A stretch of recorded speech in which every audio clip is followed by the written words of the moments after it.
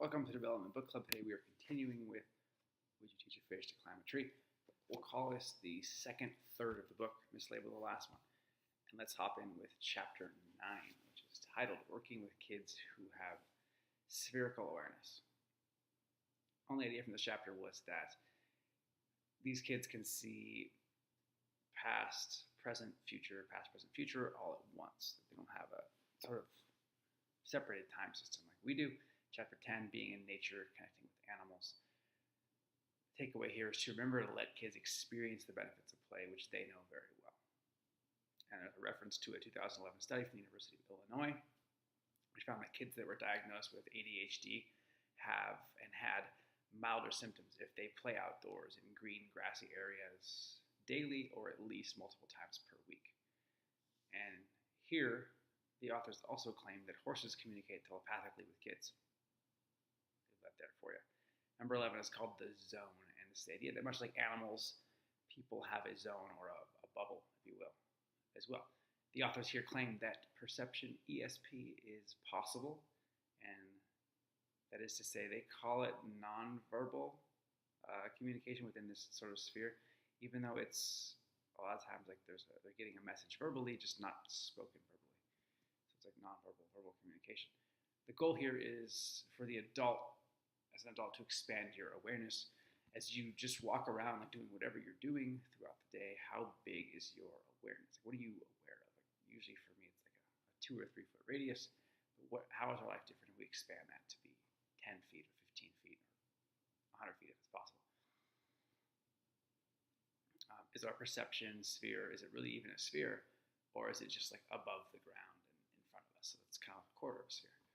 And what would it mean to expand that from to behind us and below the earth, if that's possible? Chapter 12, when kids seem far away. Set limits on an activity before and during the activity, not just at the end. Like, hey, we're done now. But no, like, hey, before we go, this is what we're going to do, and this is how long we'll do it for. While they're doing it, hey, we have a half an hour left or whatever's left. Hey, it's now time. So they've already agreed implicitly to the time schedule before it's done. And the biggest takeaway from chapter 12, when kids seem far away, is that behavior is a form of communication. So we can always ask ourselves, what is a child trying to say when they throw a tantrum or doesn't want to leave the house or just sort of disappears into their own world? What is that communicating? What message? Again, here, expend your attention outward, away from yourself. Chapter 13, what if ADD and ADHD were actually gifts? Interesting question. I would say this frame shift is worth pursuing.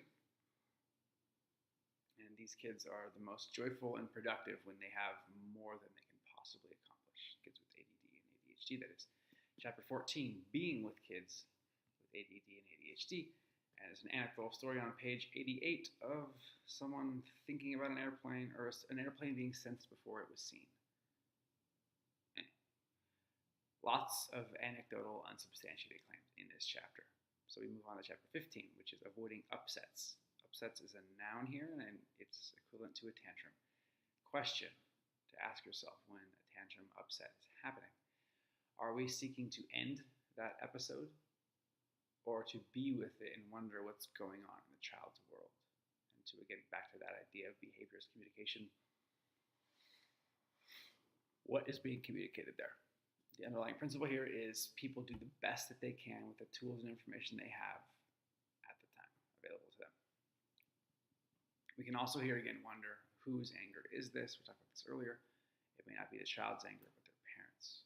Number 16, chapter 16, that is called allowance, which is allowing people to be as they are. This is rare and precious for people because people are always trying to change others, right?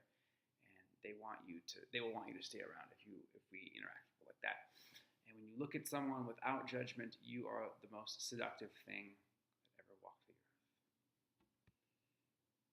Total allowance is everything is just an interesting point of view, sort of the mental model to take there.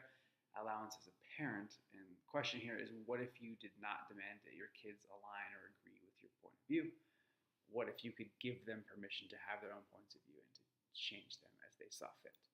Rather than having a strong point of view about whether they are right or wrong, if you or we can ask questions to tap into what they're saying and how they're behaving, we could seemingly in traceable situations and difficulties can shift. So focus here on what is driving their behavior, not just the behavior.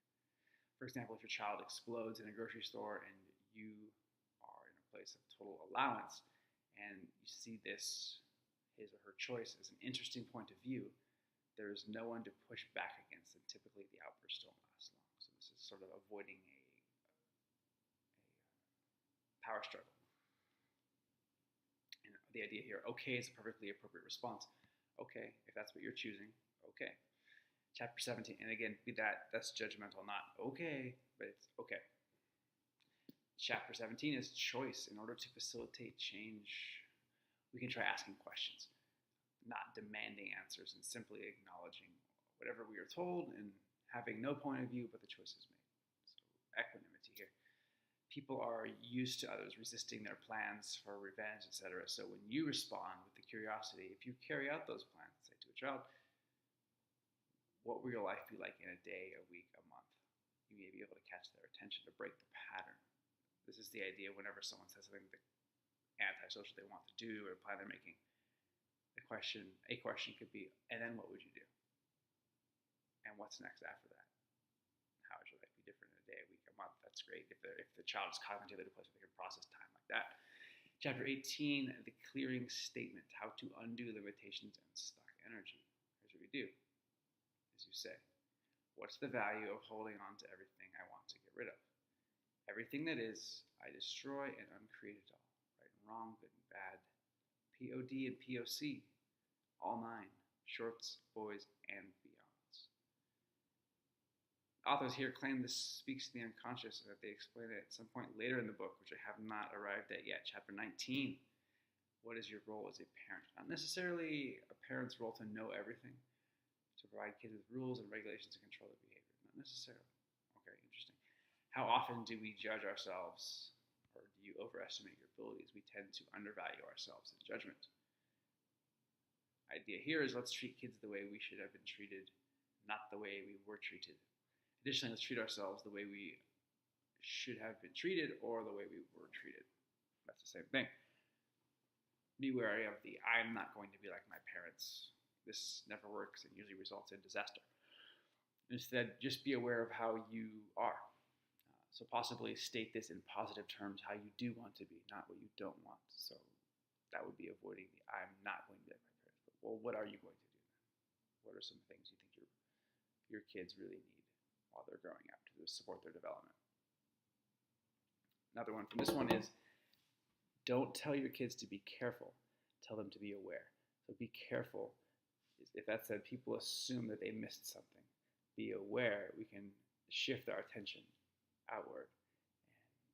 And yeah, can get better results there. Another tip, when a kid, this is the highlight of the chapter. When a kid falls down, you ask them, did you break the cement? Or did you break the floor? Did you break the wood? Not, oh, are you all right? So switch their focus outside of themselves for a second to see if they broke, which of course they didn't break the cement. In order to move your kids into a place of awareness, not care, as they age, only have 4 rules for them for the max for their behavior. And ask yourself, are you who you are due to the rules that your parents put on you or the trust they had on you? I'm not sure if I agree with the authors there. But see for yourself and ask yourself, remember that there's no need to be perfect as a parent to be aware of what you forbid your kids to do. So what are you asking them not to do as opposed to what they should be doing? Please focus on what you do want, not what you don't want. And chapter 20, gratitude, love, and caring. True caring is when you allow the other person to be exactly who they are and to do exactly what they do, and you have no point of view about it. So pure equanimity there, very controversial. Autistic kids will normally not show affection or love via physical touching or cuddling. And remember to be kind, express your gratitude for your kids, and have your love remain unconditional. So to many in difficult family situations, love is associated with fear, guilt, expectations, and manipulation. We can show love from other ways of being, which is unconditional and gratitude-based, is a big one, gratitude-based love. And we will continue next time with the last little chunk of the book and a little analysis.